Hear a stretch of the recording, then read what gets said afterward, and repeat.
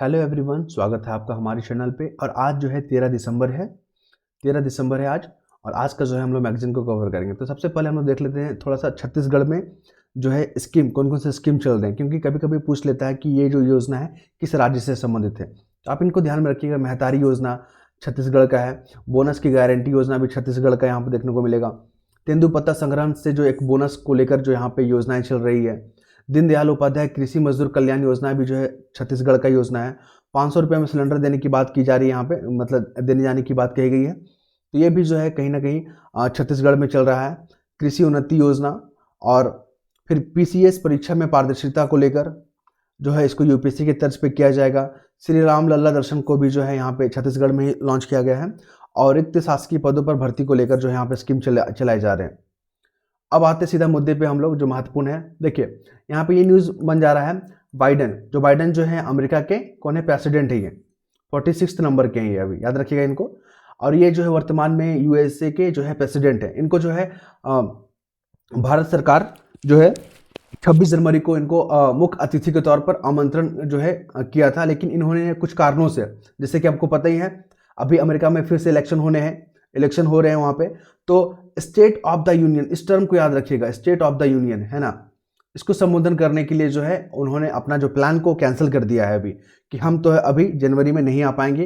भारत सरकार से उनको बोला है कि अभी इसको जो है आगे की तिथियों में कभी बढ़ाया जाए। और क्वाड सम्मेलन होना था जनवरी में, क्योंकि 2024 का जो क्वाड सम्मेलन होगा इसमें 4 कंट्री शामिल हैं। इसमें है भारत, इसमें है अमेरिका, इसमें है जापान और इसमें है ऑस्ट्रेलिया। ये 4 कंट्री मिलकर जो है क्वाड सम्मेलन को परिपूर्ण करते हैं और भारत को जो है इस पर मेजबानी दिया गया है 2024 का। तो ये जो फिलहाल जनवरी में होता नहीं दिख रहा है, क्योंकि यहाँ पे जो है यहाँ के जो बाइडन है वो जो है आमंत्रित, मतलब आ नहीं पा रहे हैं कुछ कारणों से, क्योंकि वहाँ पे इलेक्शन होना है, तो इलेक्शन को भी तो देखना है ना। तो इस कारणों से यहाँ पे कैंसिल किया गया है। तो यहाँ पे क्वेश्चन बना सकता है कि 26 जनवरी को जो है किस देश के राष्ट्रपति को जो है निमंत्रण दिया गया था, लेकिन वो जो है कुछ जो है कारणों से, अपरिहार्य कारणों से जो है उसको स्थगित कर दिए। तो यहाँ क्वेश्चन बन सकता है। फिर नेक्स्ट हम लोग मूव करेंगे, जो आर्टिकल है जो काफ़ी महत्वपूर्ण है, हमने उसको मार्क करके रखा हुआ है। और हम लोग बात करेंगे यहाँ पे जो है महत्वपूर्ण आर्टिकल ये रहा। देखिए भारत को $5 ट्रिलियन का जो है अर्थव्यवस्था बनना है 2025 तक। तो 2025 तक बनना है तो उसके लिए कुछ काम करने होंगे। तो यहाँ पे उस चीज़ को बताया गया कि $5 ट्रिलियन में जो लक्ष्य की प्राप्ति है, उसमें जो FMI, फाइनेंशियल मैनेजमेंट इंस्टीट्यूट, याद रखिएगा FMI कहाँ गया, यहाँ पे FMI की जो भूमिका पे यहाँ पे जोर दिया गया है। क्योंकि कोरोना काल के बाद जो है भारत की जो अर्थव्यवस्था है धीरे धीरे पटरी पर लौट रही है। देखिए यहाँ पे एक और महत्वपूर्ण चीज़ है जो इम्पोर्टेंट है, अंतर्राष्ट्रीय मुद्रा कोष जो IMF है, वो जो एक रिपोर्ट निकालती है, विश्व आर्थिक आउटलुक, याद रखिएगा, विश्व आर्थिक आउटलुक रिपोर्ट निकालती है IMF। ये क्वेश्चन जो है पूछा गया है, तो इस बार भी जो है पूछने की संभावना है, तो आप इसको ध्यान में रखिएगा। और यहाँ पे FMI की भूमिका पर जोर दिया गया है, किस तरह जो है डिजिटल क्रांति को अपनाया है FMI ने। और कस्टमर को, जो भी हमारे देश में जो कस्टमर हैं, FMI के अंतर्गत जो है बैंक आता है, बीमा आता है, ठीक है, जो जितने फाइनेंशियल इंस्टीट्यूट हैं सारे कुछ आते हैं। देखिए वित्तीय प्रबंधन संस्थान यहाँ पर दिया हुआ है, बैंक आ गया, बीमा आ गया और निवेश फर्म हो गया। इस तरह के जितने भी वित्तीय इकोसिस्टम है सारे इस पर इंक्लूड होते हैं। और इन्होंने डिजिटल क्रांति, मतलब डिजिटल जो है मैकेनिज्म को अपनाया है और अपने सर्विसेज को बेहतर करने पर जो है जोर दिया जा रहा है। तो यहाँ पे क्वेश्चन को जब मेंस आंसर राइटिंग में पूछेगा कि $5 ट्रिलियन की जो अर्थव्यवस्था को लक्ष्य को प्राप्त करना है, उसमें FMI की भूमिका को आप यहाँ पे जो है रेखांकित करें, ठीक है। नेक्स्ट जो है अपने आर्टिकल की ओर बढ़ेंगे। देखिए सबसे महत्वपूर्ण जो लगा, कृषि चुनौतियाँ, जो एडिटोरियल पेज में सबसे महत्वपूर्ण जो है कि कृषि जो है अभी किन चुनौतियों से जूझ रहा है, इसके सामने जो है सबसे महत्वपूर्ण चुनौतियाँ कौन सी है, और इसके सुझाव के बारे में भी बात किया गया इस आर्टिकल में। तो आपको जो है कृषि को जो है पढ़ना चाहिए, क्योंकि जो है COP28 में जो सम्मेलन हो रहा है UAE के अबू धाबी में, वहाँ पर भी एग्रीकल्चर को फोकस किया जा रहा है। तो इस बार जो है एग्रीकल्चर को लेकर जो है प्रश्न बनाए जाएंगे, चाहे प्रीलिम्स हो चाहे मेंस हो, तो आप लोग यहाँ पर ध्यान दे सकते हैं। देखिए यहाँ पे क्या बोल रहा है कि किसान को जो कृषि के सामने जो चुनौतियां हैं, उसमें जो है अप्रत्याशित जो मौसम पैटर्न हो गया है, फसल की जो कीमतों में उतार चढ़ाव है, ठीक है, जो अपर्याप्त संस्थागत जो समर्थन है, तो इन कारणों से जो है कृषि में चुनौतियां जो है मौजूद है। फिर यहाँ पर देखेंगे कि कृषि किस प्रकार जो है आर्थिक भारतीय अर्थव्यवस्था को प्रभावित करती है सकारात्मक रूप से, तो खाद्य सुरक्षा के सुनिश्चित करने में कृषि महत्वपूर्ण है। फिर यहाँ पे रोजगार को जो है देने में, कार्यबल के लिए, रोजगार के लिए भी काफ़ी महत्वपूर्ण है एग्रीकल्चर, क्योंकि लगभग 55% से लेकर 57% की आबादी को डायरेक्ट रोजगार जो है आपको देता है यहाँ पे। फिर यहाँ पे बात करेंगे फूड सिक्योरिटी को लेकर, यहाँ पे बात करें, और यहाँ पे जो इसको बेहतर कर, यहाँ पे जो है कौन सी मैकेनिज्म है जो बेहतर नहीं हो पा रही, जैसे कि एमएसपी भी यहाँ पे सही से लागू नहीं हो पा रहा है, और कीमतों में उतार चढ़ाव है वो भी यहाँ पर देखने को मिल रहा है। किसानों में आत्महत्याएं की जो है मामले वो भी बढ़ती दिख रहे हैं, और जो है मौसम पैटर्न, जो अनियमित मौसम पैटर्न है उसके कारण भी कृषि जो है कहीं ना कहीं चुनौतियों का सामना कर रहा है। फिर जो है सप्लाई जो पैटर्न है, जो आपूर्ति श्रृंखला है, वहाँ पर कहीं ना कहीं इफेक्ट देखने को मिल रहा है। फिर अल नीनो जो इफेक्ट, याद रखिएगा, अल नीनो इफेक्ट जो एक ज्योग्राफी का टर्म है जो काफ़ी बार जो है देखने को मिलेगा, और अल नीनो का जो इम्पैक्ट है कहीं ना कहीं कृषि क्षेत्र में, भारतीय अर्थव्यवस्था के कृषि क्षेत्र में जो है चुनौतियों का सामना कर रहा है। तो यहाँ पे अब आते सॉल्यूशन की बात करते हैं।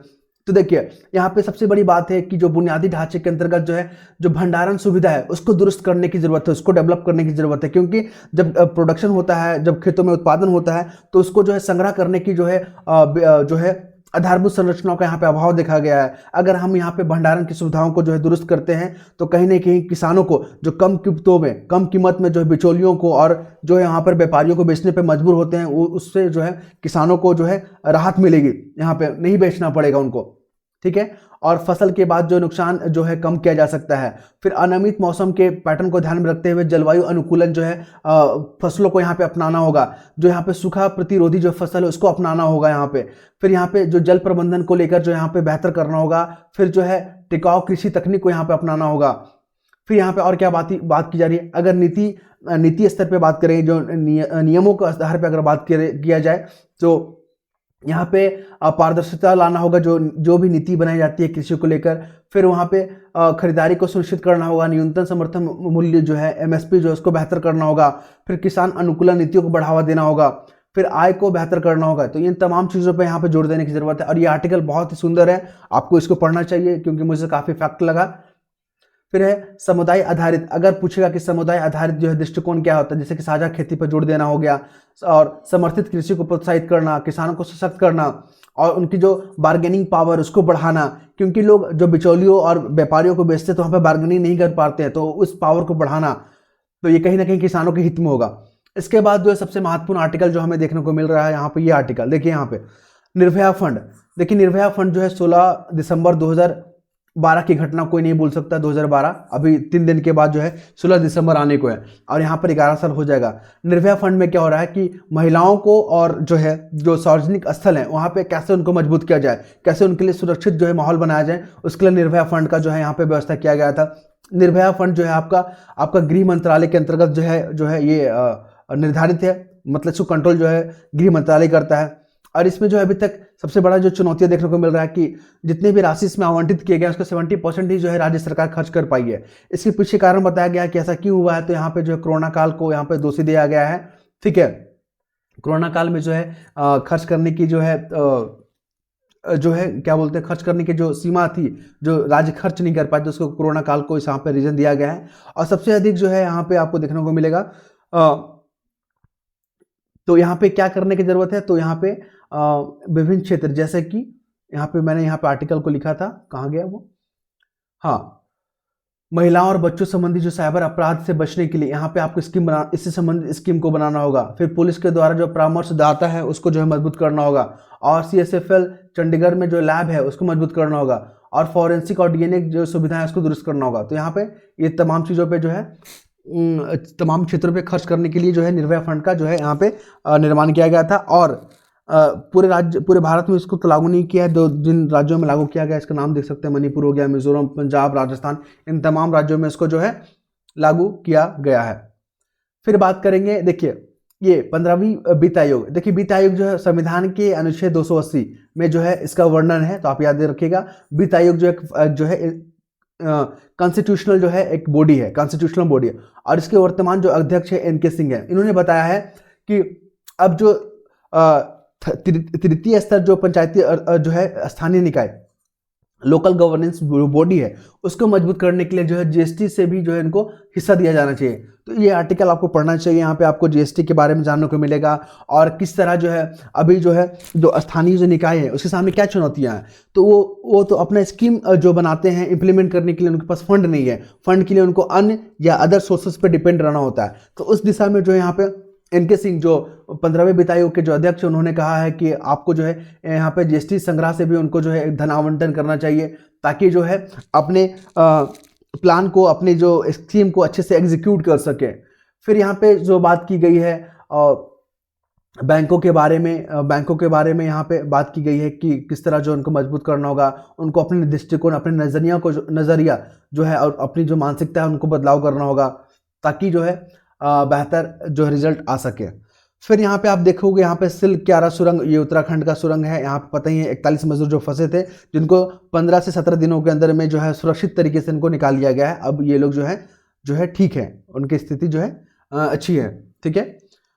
तो ये आर्टिकल पूरा दिया हुआ है। इसके बाद जो है सबसे मजबूत जो इफेक्टिव जो आर्टिकल देखने को मिल रहा है मैं आपको दिखाता हूँ। यहाँ पे उसको मैंने हाईलाइट कर रखा है। ये रहा आपका महत्वपूर्ण आर्टिकल जो देखने को मिल रहा है, देश दुनिया।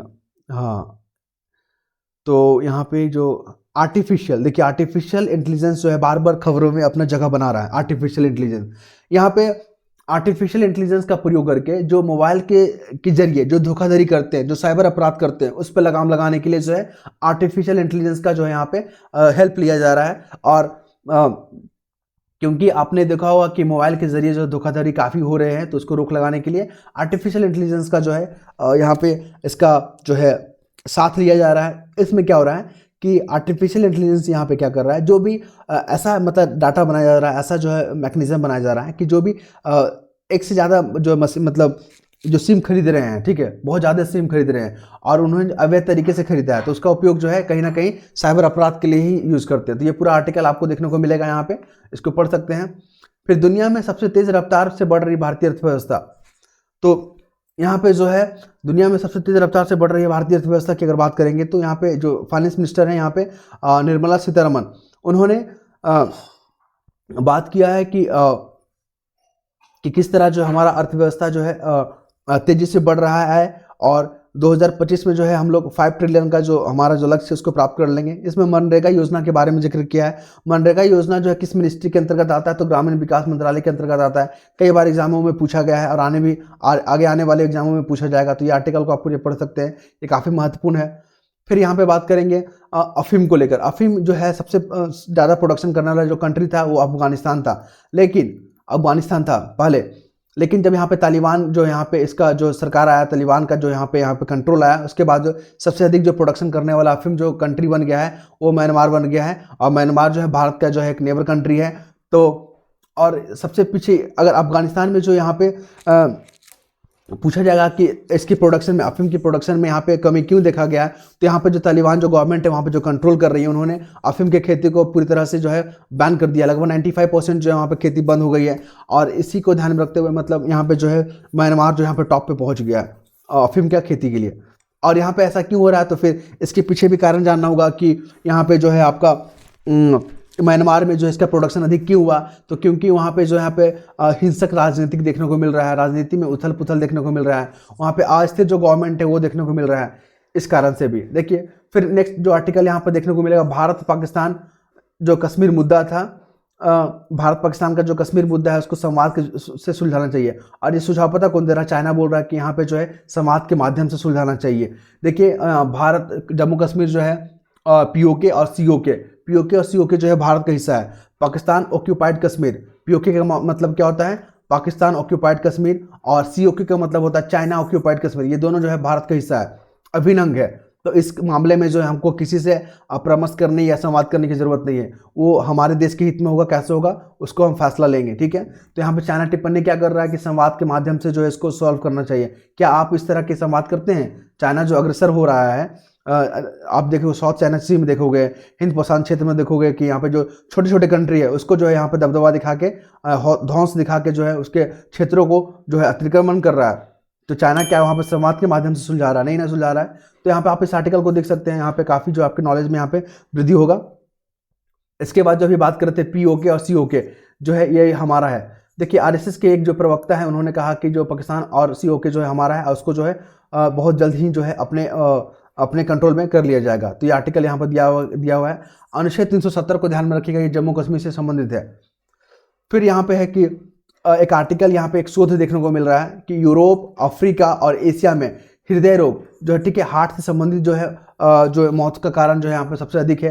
इसके पीछे का जो कारण बताया गया ऐसा क्यों है, तो यहाँ पे हाई ब्लड प्रेशर देखने को मिल रहा है, लोगों में कोलेस्ट्रॉल का मात्रा बढ़ा हुआ देखने को मिल रहा है, आहार संबंधी जो जोखिम है, वायु प्रदूषण है, इन तमाम कारणों से यहाँ पे जो है ये हृदय संबंधी रोग देखने को मिल रहा है। ठीक है, तो एक और यहाँ पे देखने को मिल रहा है, एक और चीज़ बात की है कि जैसे जनसंख्या वृद्धि भी जो है और उम्र के साथ जो मेटाबॉलिज्म जो पर्यावरण संबंधी समस्या है उनमें भी जोखिम उत्पन्न हो जाता है। तो ये आर्टिकल को पूरा पढ़ सकते हैं। इसके बाद जो हमें कुछ महत्वपूर्ण नज़र नहीं आ रहा है, अगर आपको ऐसा लगता है कि जो इंपॉर्टेंट है, जो आपको पढ़ना चाहिए, तो बिल्कुल आप उसको पढ़ सकते हैं, उसके लिए पूरी तरह से स्वतंत्र है। हम नेक्स्ट वीडियो में जो है नेक्स्ट आर्टिकल को कवर करेंगे। धन्यवाद।